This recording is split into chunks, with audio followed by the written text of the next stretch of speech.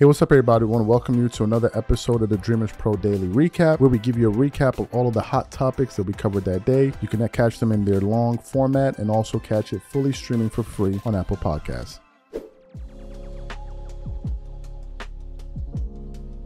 So yesterday we had a thriller, right? We had an Olympic thriller of a game, and it was a nail biter. Why was it a nail biter? Because some of you watching were like, well, US was down, so why was it a nail biter?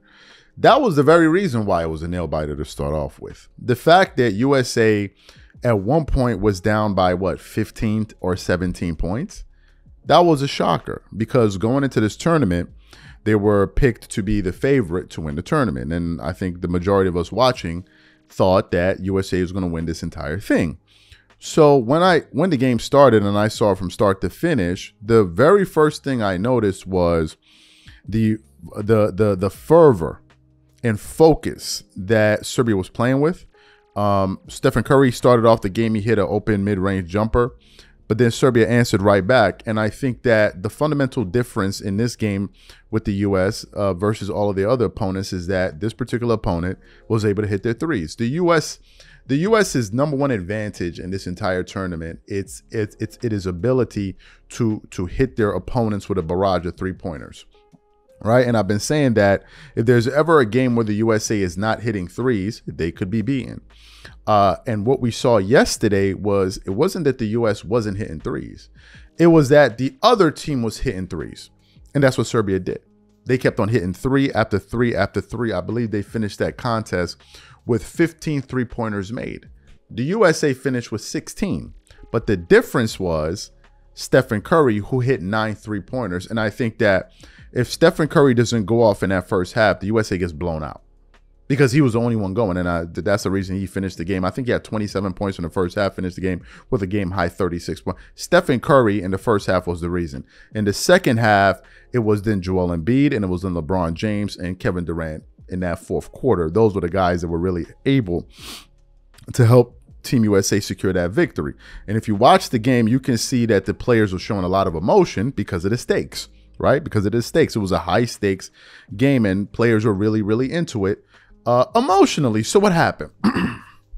At the conclusion of that game, you know, various people were talking about it. We were getting various quotes from various people, LeBron James, Stephen Curry, and others. Everyone was kind of reacting to what the game was like and what we witnessed out there, right? Because it was a sensational game and a thriller, right? A total classic Olympic bout that we witnessed yesterday. But then something interesting happened. Kevin Durant, who is prone to take to Twitter or X, whatever you want to call it, to basically go at fans and respond to people, had a very interesting set of tweets yesterday of him basically calling out NBA fans, or I guess American fans of a particular team, for not supporting the American players over their favorite player, who is an international player. And I think that these series of tweets opened up a larger conversation that I'm just absolutely itching to get to. So let's get into some of the things that Kevin Durant shared yesterday, because I thought it was very, very, very interesting. I want to go first to a fadeaway article here that was basically highlighting some comments that Kevin Durant made. The article starts off with a headline saying, Kevin Durant slams USA Nuggets fans for cheering for Serbia and Nikola Jokic instead of Team USA. Kevin Durant has had a lot on his mind on social media after Team USA's phenomenal 95-91 victory over Serbia. Durant called out Nuggets fans in the USA for supporting Serbia in the semifinals matchup for Nikola Jokic, saying players respect Jokic and are in awe of his brilliance, but don't worship him like his fans. He wrote, and we want to put it up for you guys to see. To all you Nuggets fans, nobody gives a F who y'all lames believe is the best player in the league. Players got major respect for Joker. We don't worship him like y'all do, but most are in awe of his brilliance. Trolling you cornballs for rooting against us is a part of the game. Deal with it. So that's the first thing Kevin Durant, That's the first thing Kevin Durant said. Then there was another tweet that went up by a guy named Swiper, and we're going to show it to you. And the tweet read the following: Serbia just took the most talented team in the history of the planet to the wire with the medal on the line. Team USA was a 16-point favorite. The whole country should be proud. And you can see the image. And under that, Kevin Durant wrote, "Where are you from?" Right? And I think KD is saying that to basically say, wait a minute. Are you an American fan posting this, right? Are you an American basketball fan posting this?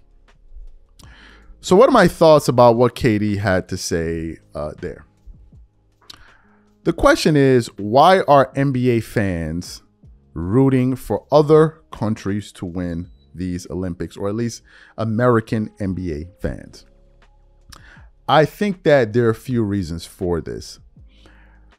One of the reasons is I believe that NBA fans are truly sick. Some NBA fans are truly sick of what the NBA has become today. What do I mean by this? If you listen to a lot of NBA fans, a lot of them complain about the fact that the league is soft. They play no defense. There's no passion in the game anymore. And it's all one big gimmick of shooting threes and layups, right? A lot of fans have been complaining about this, and not just fans. Some former players have been complaining about the fact that this NBA is soft. There's no defense. There's no resistance. Now, maybe some people like to watch a game where teams are scoring 140 points with no resistance, but there are a lot of people that are basketball fans that do not. The other reason I think that some American NBA fans are not supporting this particular team is because I think a lot of them simply don't buy into this notion that these are the greatest players that we've ever seen, and they're better than players from the past, and they're more skilled, faster, stronger. A lot of people don't buy into that. A lot of people don't. They don't. So when they're watching these games and they're seeing, for example, a game like USA versus Serbia, and they're seeing Serbia give it to the United States for basically 3.5 quarters, they're watching that game and they're saying to themselves, how can it be that this is the most talented group of NBA players we've ever seen versus a Serbian team that probably only had, 2, maximum 3 NBA players on their roster, giving it to the US like this? How is it possible? So you have people out there that feel that way as well. And the more USA struggles against these teams, it proves that point that, wait a minute, these people in media and all of these guys telling us this current NBA is the best thing since sliced bread, it's not true. So you have fans out there that are not supporting America for that reason. They don't support this modern day NBA. They don't. And you have that as well. You have that as well. For example, here's what I think.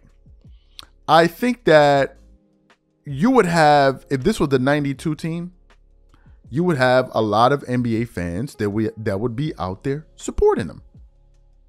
You would have a lot of NBA fans supporting the 92 team. Why?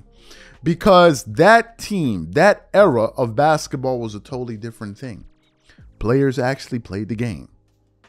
Players actually valued fans. When you have the best player in that era, in Michael Jordan, basically saying that I got to go out there and lace it up every single night for the kid that may only have one opportunity to see me, and I don't want to go out there and disappoint. NBA fans value that. So they're going to support those players more. So when you have this current team go out there and struggle like it did yesterday, it just serves as proof that, oh, no, that 92 Dream Team would never go through this. Those players would be able to perform at an even higher level. And to me, look, I think the hate that KD's talking about, it comes from these media narratives that are out there saying, oh, man, you know what? This 2024 team could definitely give it to that 92. What do you think is going to happen?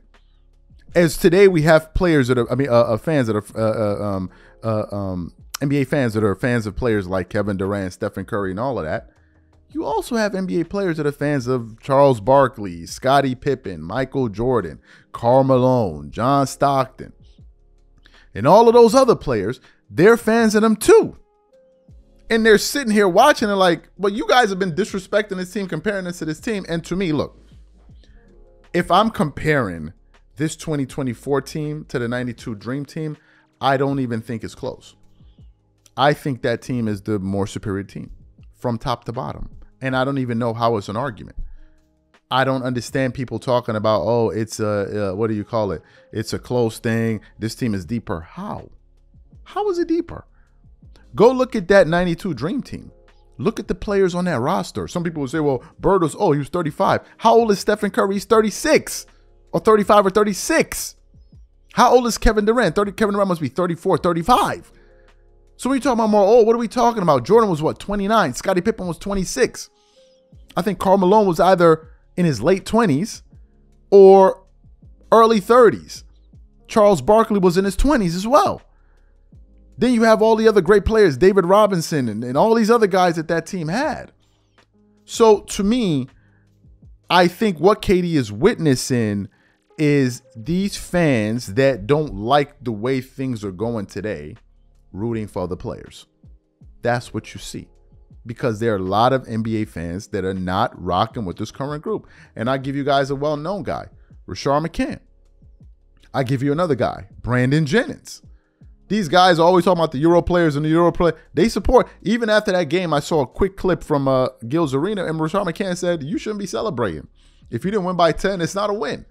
And Gilbert Arenas like, and I'm like, what do you mean it's not a win? He's like, because the way y'all was hyping it up, talking about they're going to run through all of them and all of that. A lot of people thought that it was going to run through this tournament and give it, and it wasn't like that.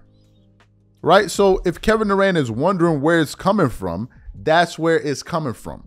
A lot of American NBA fans are not feeling this current NBA. And that is where we are.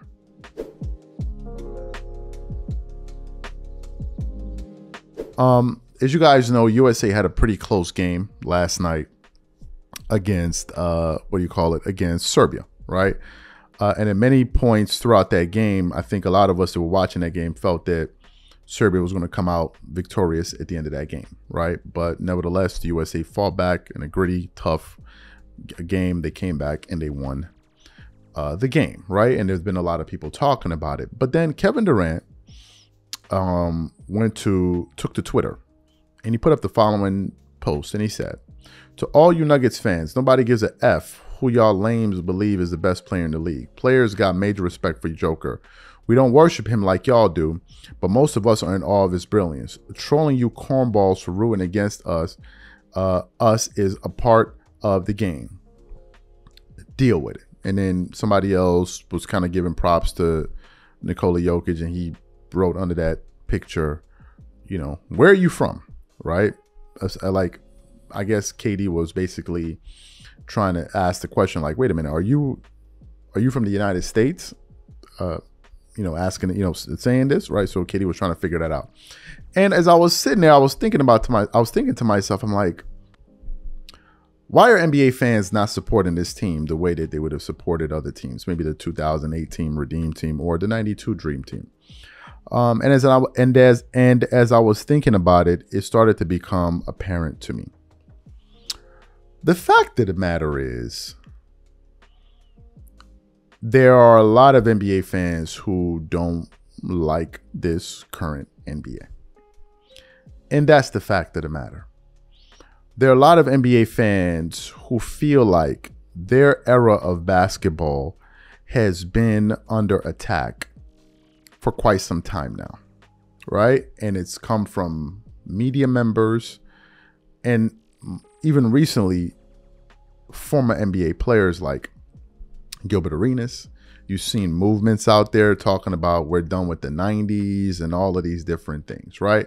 And I think that what it has done is it has created this divide within the NBA community in terms of its fans, where there's some fans that are going to support the United States no matter what, because, well, I'm being patriotic, I'm supporting my country. But there are other fans who are looking at it and basically saying, nah, F that. I don't give a damn if it's my country going out to play. I don't support these dudes. I don't like what these dudes represent, so I'm going to go out there and support other people. I'm not rocking with these dudes the way I would rock with previous generations. And I think that is where we are right now. This is exactly where we are. So this divide exists even more when you now hear people saying this current iteration of players, this current amalgamation of talent on Team USA, the 2024 team, is better than the 92 team. When people go out there and say that, it creates an even wider divide. So let's look at the differences in rosters first of all. Let's look at this current team. Okay, this current team is comprised of Stephen Curry, Anthony Edwards, LeBron James, Kevin Durant, Derek White, Tyrese Halliburton, Jason Tatum, Joel Embiid, Drew Holiday, Bam Adebayo, Anthony Davis, and Devin Booker. Let's look at the 92 team. Christian Laettner, David Robinson, Patrick Ewing, Larry Bird, Scottie Pippen, Michael Jordan, Clyde Drexler, Karl Malone, John Stockton, Chris Mullin, Charles Barkley, and Magic Johnson. Those are the teams.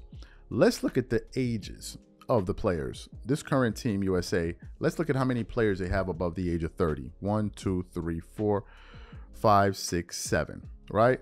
Stephen Curry is 36, LeBron is 39, Kevin Durant is 35, Derek White is 30, Joel Embiid is 30, Drew Holiday is 34, Anthony Davis is 31. Let's look at the 92 team. How many players are above the age of 30? 1, 2, 3, 4 players. Want me to confirm? 1, 2, 3, 4 players. Who are those 4 players? Larry Bird is 35, Drexler is 30. Charles Barkley is, John Stockton is 30, and Magic Johnson is 32. All the other players are below the age of 30 years old. So the 92 Dream Team was actually younger. Let's look at the best players on the respective rosters. Michael Jordan in 92 is better than any player on either roster.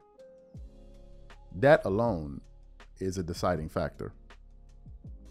That alone shuts down the debate. A 29-year-old Michael Jordan is better than any of these players that USA has, and it's not even close. That includes them in their prime or not.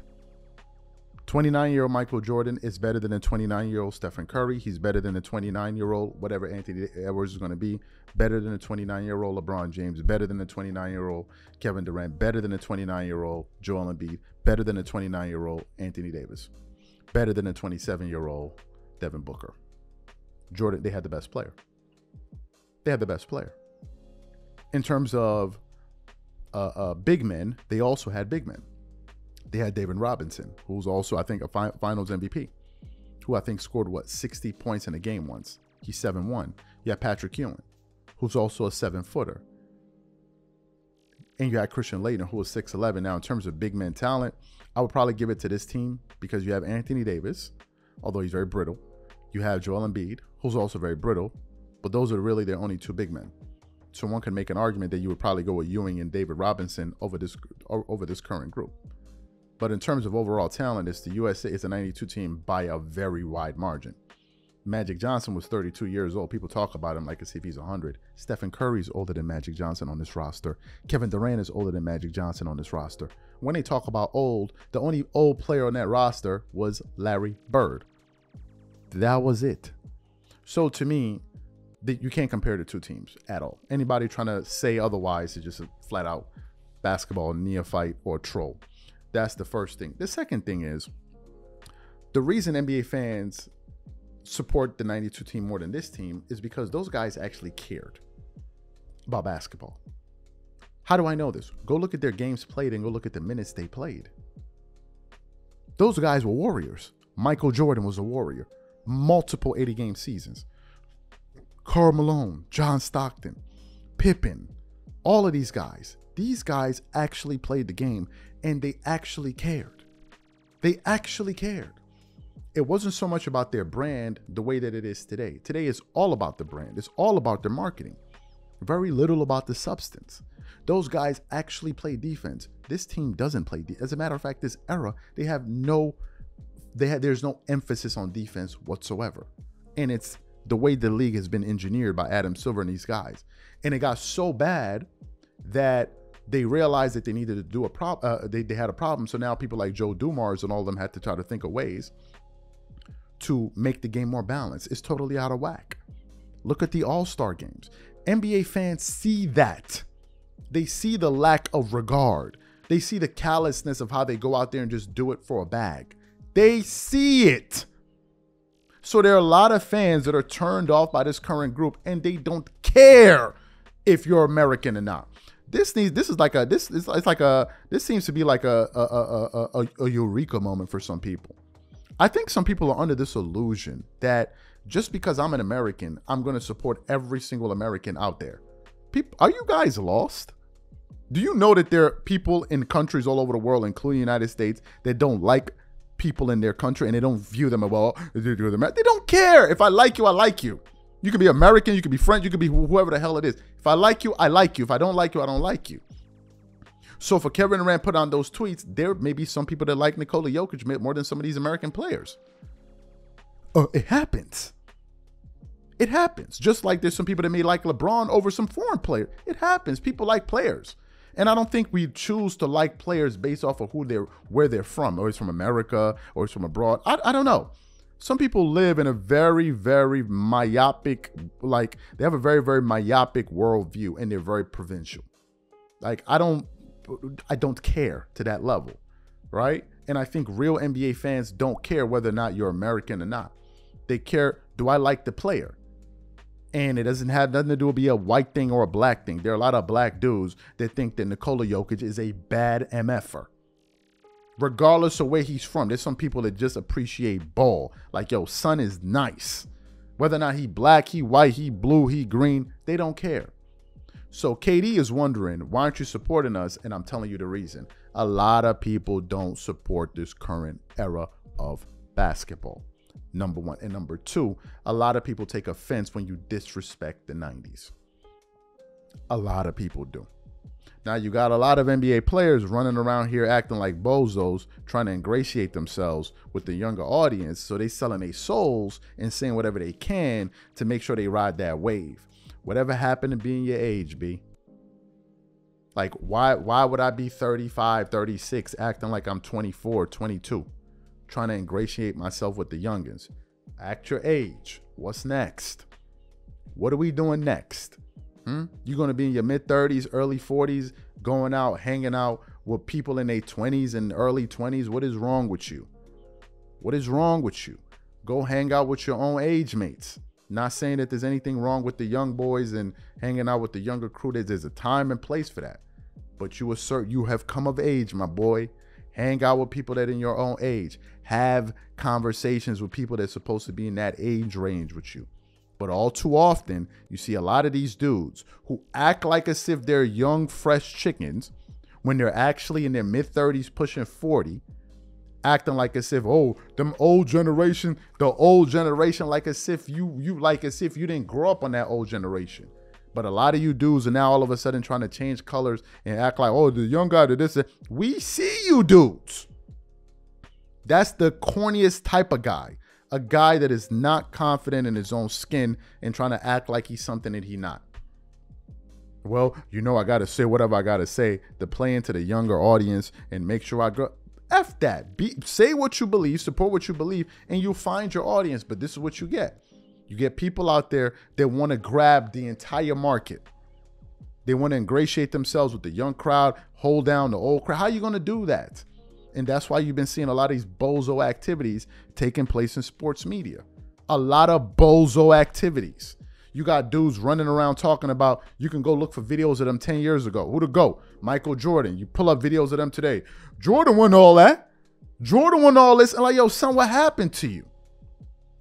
What happened to you? There's a lot of that going on too. But there are a lot of fans that saw Jordan and all of these guys and like, nah, I'm not doing that with you. I'm not going to play that game you guys are playing. If the young kids think that this era is rocking out, let them feel that way. But I'm going to stick to the era I believe is great. But that's not what's been happening. You got people looking for any kind of way to make money, and they figured out this is a really cool way to troll.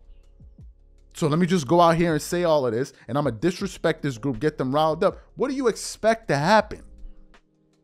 What do you expect to happen? Right? What do you expect to happen? And the fact of the matter is, there's some NBA fans that are American that got more respect for these international cats than they do for these American dudes. That is a fact. Facts. That's a fact. And it got nothing to do with their race. I've heard black dudes, all of them say, I've heard them. Go listen to Brandon Jennings. Go listen to Rashawn McCann, these dudes.